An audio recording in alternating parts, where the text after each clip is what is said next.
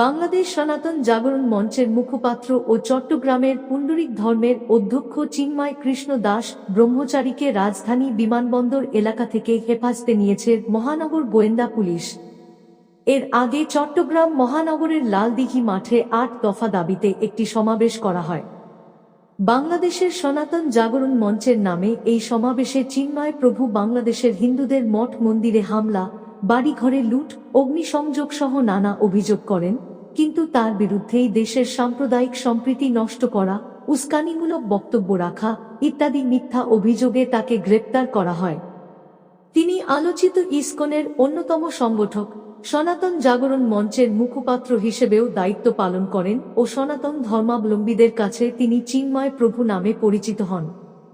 আমরা শ্রীল প্রভুপাদ এবং রাধামাধবের কাছে প্রার্থনা করি যাতে অতি শীঘ্র চিন্ময় কৃষ্ণ প্রভু মুক্ত হন।